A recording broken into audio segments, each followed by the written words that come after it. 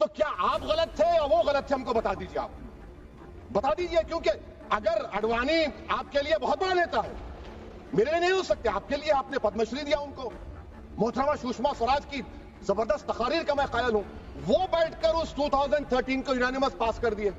मुझे कंफ्यूजन है कि क्या अमित शाह नरेंद्र मोदी बड़े हैं या अडवाणी बड़े, आपके लिए आप तय कर लीजिए।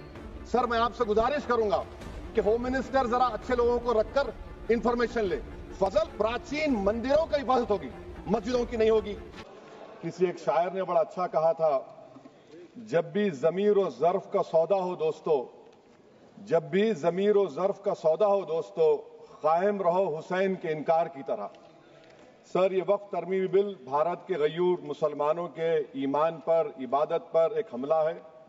नरेंद्र मोदी की हुकूमत ने इस मुल्क की सबसे बड़ी अक़लियत के खिलाफ एक ऐलान जंग कर दिया, और ये जंग ना सिर्फ मेरे जिस्म पर है, बल्कि मेरी आज़ादी पर, मेरी समाजी और माशी मार्जिनलाइजेशन पर है, मेरी शहरियत पर है, मेरे मदरसे, मस्जिदों, खानखाहों को और दरगाहों को निशाना बनाया जा रहा है।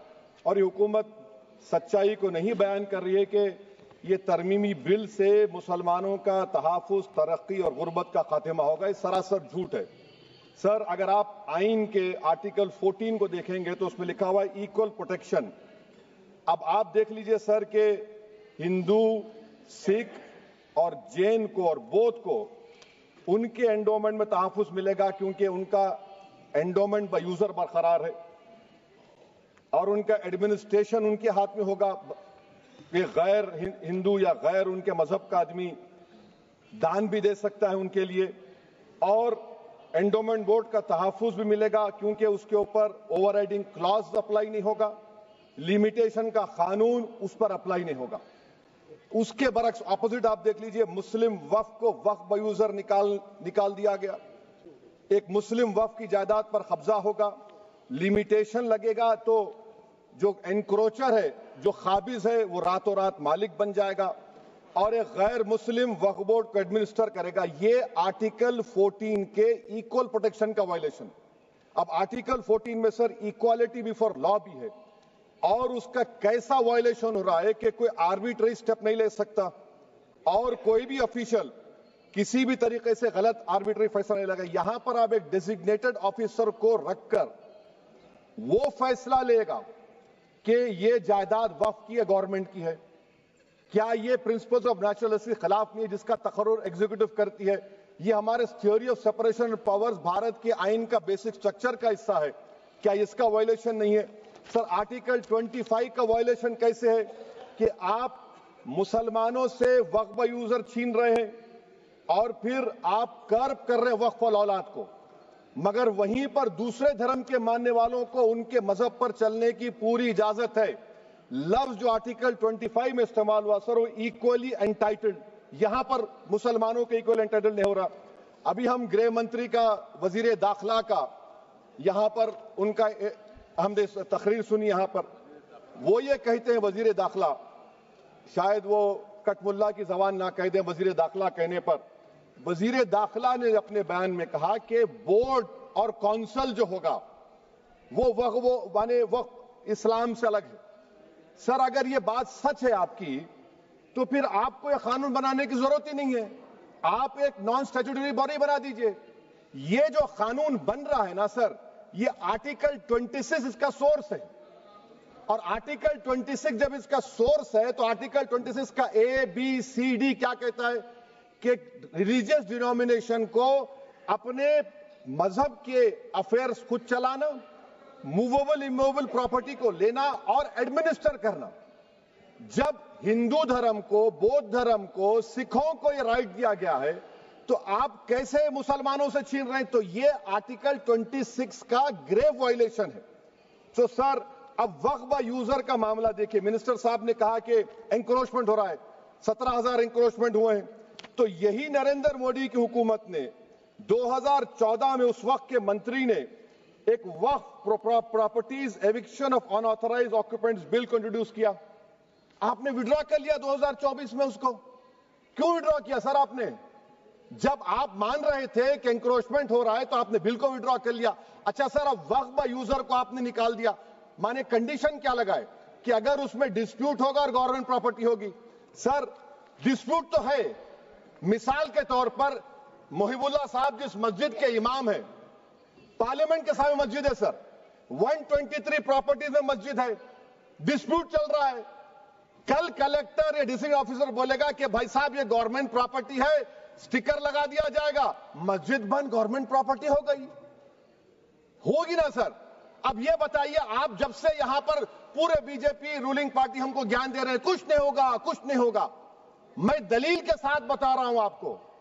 ये मस्जिद दिल्ली गवर्नमेंट बोलती हमारी है, वक्फ दिल्ली वक्फ बोलता हमारी है, तो सर वक्फ बाय यूजर, अगर मैं अपनी गवर्नमेंट के खिलाफ वक्फ बोर्ड वक्फ बाय यूजर इस्तेमाल नहीं करेगा तो क्या है सर। अच्छा ये अमेंडमेंट जब हो जाएगा तो मुझे कहने दीजिए सर, सिर्फ प्राचीन मंदिरों की हिफाजत होगी, मस्जिदों की नहीं होगी।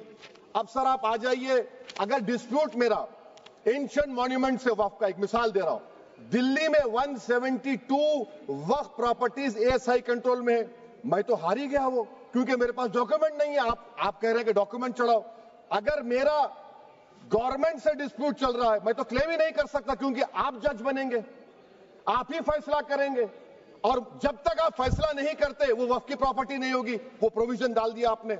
अच्छा अगर मेरा डिस्प्यूट एंक्रोचर से होगा सर, तो एंक्रोचर में तो आपने तो 107 को डिलीट कर दिया, आप रातों रात खाबिज को, एंक्रोचर को मालिक बना रहे हैं। सर मैं ये पूछना चाहता हूं आपके जरिए हुकूमत से, एक मुंबई में एक बहुत बड़े दौलतमंद है, खोजा बरादरी का यतीम खाना था, उन्होंने 2004 या 5 में 22 करोड़ में खरीद लिया। वो केस सुप्रीम कोर्ट में, क्या आप उनको मालिक बनाना चाहती हैं लिमिटेशन एक्ट अप्लाई करके? हमको बताइए, हम जानना चाह रहे हैं।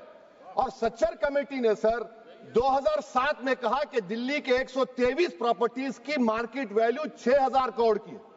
आज हम 2025 में आ गए, क्यों आप उन प्रॉपर्टीज के खिलाफ पड़े हुए? 1976 में उस वक्त के वजीर आजम इंदिरा गांधी लेटर लिखा, इसको आप दे दीजिए, मगर आप उसको मानने को तैयार नहीं है। तो सर और एक जो झूठ फैलाया जा रहा है, management empowerment efficient development, sir this bill takes any management from the hands of Muslims, disempowers the waqf in comparison to any other stakeholder, takes away the efficiency of administration and hampers development. Waqf disempowerment in the name of efficiency, inefficiency is being created. The progress of development from pre-independence till today is sought to be destroyed. Sir अभी हमारे home minister साहब ने फजल पुकाया case का जिक्र किया। Sir मैं आपसे गुजारिश करूंगा कि होम मिनिस्टर जरा अच्छे लोगों को रखकर इंफॉर्मेशन ले, फजल पुकाया का ऑबिटर क्या है? इट इज ऑबिटर, वो रेशियो डिसेंडेंटाई नहीं है जो आपने कहा है। अच्छा सर शेड्यूल ट्राइब के बारे में कहा, क्या शेड्यूल ट्राइब में मुसलमान नहीं होते? शेड्यूल कास्ट में नहीं होता मुसलमान, शेड्यूल ट्राइब में मुसलमान होता तो क्या आर्टिकल 25 मेरा चला गया, आर्टिकल 26 चला गया, आर्टिकल 14 चला गया, 15 चला गया, 29 चला गया? लक्षद्वीप का एक मुसलमान एमपी है, क्या उसको राइट नहीं है क्योंकि ट्राइबल है? क्या कह रहे हैं आप? इस ऐवान को क्यों गुमराह कर रहे हैं आप शेड्यूल ट्राइब के नाम पर? सर और एक चीज जो आपको बता रहा हूं सर, अब आप जब आर्टिकल 26 से मेरा सोर्स है, तो आप सेंट्रल वक्फ काउंसिल में 22 में से 10-11 आप नॉन मुस्लिम को बना सकते हैं, रिलीजन न्यूट्रल आपने कह दिया, और आप बनाएंगे, क्यों बनाएंगे आप? स्टेट वक्फ बोर्ड में 7 नॉन मुस्लिम होंगे और 4 मुसलमान, क्यों होंगे? क्योंकि आप लॉ में 95 में डायरेक्ट मैनेजमेंट में ले सकते हैं 5 साल के लिए। आप वक्फ बाय यूजर को आप कलेक्टर डिस्ट्रिक्ट ऑफिसर बोलेगा ये वक्फ की प्रॉपर्टी नहीं है, तो वो वक्फ बोर्ड खामोश बैठ जाएगा, कुछ एक्शन ही नहीं लेगा, क्योंकि वो आपके प्यादे हैं। अच्छा जब आप नॉमिनेट करेंगे सर मैं मोदी गवर्नमेंट के खिलाफ नो कॉन्फिडेंस ला सकता हूं, मगर वक्फ बोर्ड का चेयरमैन जो नॉमिनेट होगा उसके खिलाफ नो कॉन्फिडेंस नहीं ला सकते, हम बिल्कुल नहीं ला सकते। क्या मजाक है बताइए आप? ये डेमोक्रेसी है? नॉमिनेट भी स्टेट गवर्नमेंट करेगी, वो अगर डिक्टेटर बन जाएगा जैसा आज भारत में हो रहा है तो वो भी नहीं हटेगा। कम से कम यहां पर तो इलेक्शन है, वहां पर तो आप 5 साल झेलते रहो उसको। अच्छा सर अब ये जो क्लॉज 11 और क्लॉज 9 आप 16AA से देखिए, where the qualification of the members of the board has been limited only to 3 categories contained in 14(1)(c). Intention is very clear that the majority is to be packed with non-Muslims. So who will defend my interests, sir? if I cannot depend on the state waqf board, central waqf council, which are going to comprise non-Muslims, this in itself is a clear violation of Article 26, 14 and 15, sir. अच्छा sir, CO पहले 95 act में था कि word मुस्लिम, आपने गायब कर दिया उसको। अरे आखिर क्यों इतनी नफरत है आपके लफ्ज मुसलमान से? अच्छा फिर क्या कह रहे हैं आप कि ये भी आर्टिकल 26 का वायलेशन है। सब जितने हिंदू धर्म के प्रॉपर्टीज है, सिख धर्म के, बौद्ध के हैं और आपके जैन के, वहां पर उन्हीं के मजहब का ऑफिसर होगा। और कहां पर नहीं होगा? वक्फ बोर्ड में। वक्फ board is a pure religious institution, इसको समझने की जरूरत है। तो आप ये कर दे रहे हैं सर। अच्छा सर, आप देखिए, अब आप आ जाइए ये ट्राइब्यूनल पर। मुझे समझ में नहीं आया सर कि हमारे होम मिनिस्टर वजीर दाखिला ने क्या कह दिया कि 2013 में 2013 का जो कानून है वो नहीं बनता तो हम नहीं लेके आते। मैं बड़े अदब के साथ उनसे पूछना चाह रहा हूं कि क्या उस वक्त राजनाथ सिंह साहब, आडवाणी साहब, हमारी लेट सुषमा स्वराज, ये बड़े बड़े नेता यहां बैठे थे? आपने यूनानिमस उस कानून को पास करवा दिया। कीर्ति आजाद थे उस वक्त, अब यहां बैठे हैं वो टीएमसी में। तो क्या आप गलत थे या वो गलत थे? हमको बता दीजिए, आप बता दीजिए। क्योंकि अगर आडवाणी आपके लिए बहुत बड़ा नेता है, मेरे लिए नहीं हो सकते, आपके लिए आपने पद्मश्री दिया उनको। मोहतरमा सुषमा स्वराज की जबरदस्त तकारीर का मैं कायल हूं, वो बैठकर उस 2013 को यूनानिमस पास कर दिए। मुझे कंफ्यूजन है कि क्या अमित शाह, नरेंद्र मोदी बड़े हैं या आडवाणी बड़े हैं? आपके लिए आप तय कर लीजिए। अच्छा सर, आपके tribunal sir, railway Clements tribunal, NGT tribunal, income tax, वैसे 14-15 ट्राइब्यूनल, हिंदू एंडोमेंट का ट्राइब्यूनल, सबका अपील नहीं होती, रिव्यू होता है। गृह मंत्री सरकार कह रही है कि नहीं, रोक दिए, रोक लगा। कैसे रोक लगाते हैं? रिव्यू और अपील में तो फर्क होता है ना सर। आप ही कह रहे हैं कि पूरे कोर्ट्स में बैकलॉग है और आप अपील कर रहे हैं। अच्छा सर, रिटायर्ड डिस्ट्रिक्ट जज 95 में सिटिंग डिस्ट्रिक्ट जज था, जो एडमिनिस्ट्रेटिव कंट्रोल था सीजीआई साहब, उसको निकाल दिए। अच्छा सर, अब आप अभी हमारे मंत्री साहब ने कहा trust, sir Shri Sai Baba trust 2004, वो ये कहता है जो ऑफिसर उसमें काम करता उसको साई बाबा का डिवोटी होने चाहिए और उसको डिक्लेरेशन लिख के देना पड़ेगा। यहां पर हो रहा तो यहां पर क्यों नहीं हो रहा? अच्छा सर, आप फिर देख लीजिए, ये आपका हो गया सर। हाँ, अब अमित शाह साहब ने सेक्शन 2A के बारे में कहा और उन्हें इस बात का इकरार कर लिया कि दाऊदी बोहरा के लिए यह बनाया गया है। मगर मैं आपके जरिए से गवर्नमेंट से पूछना चाह रहा हूं, आपने तो उस प्रोवाइजो में दाऊदी बोहरा का नाम ही नहीं लिखा, आपने उनको भी थैंक यू कर दिया, उनका नाम क्यों नहीं लिखा आपने? और सर, और गवर्नमेंट क्या कर रही है?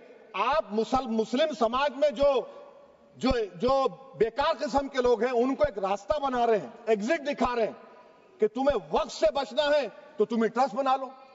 ये क्या कर रहे हैं सर आप? कम से कम उन दाऊदी बोहरा को आप दे देते। अच्छा sir, clause 3V section 36 clause 18 देख लीजिए। Oral Waqf, oral appointment has sought to be discontinued even though it is recognized practice in Islam. Muslim personal law has recognized oral waqf and 1937 Shariat Application Act. Sir, आप clause 39 पर आ जाइए। 5 साल के लिए मुसलमान। मैं किरण रिजिजू से पूछना चाहता हूं, सर दाढ़ी रखे तो मुसलमान प्रैक्टिसिंग है या क्लीन शेव आपकी तरह है? तो बताइए हमको, प्रैक्टिसिंग क्या होगा? अच्छा, किसी को पकड़ के मॉब लिंच कर दिया और बोले कि JSR का नारा लगाया, और वो JSR का नारा लगाया तो क्या मुसलमान रहेगा? नहीं रहेगा। या फिर देश के प्रधानमंत्री ने कहा था कपड़े देखकर पहचानो, तो क्या कपड़े देखकर आप कह देंगे? अच्छा, अगर कोई क्रिश्चियन हिंदू धर्म कबूल करता है तो क्या वो मंदिर को दे सकता प्रॉपर्टी? फिर भारत के संविधान में आर्टिकल 300 क्यों है सर? राइट टू इक्वालिटी क्यों है? फ्रीडम ऑफ रिलीजन क्यों है?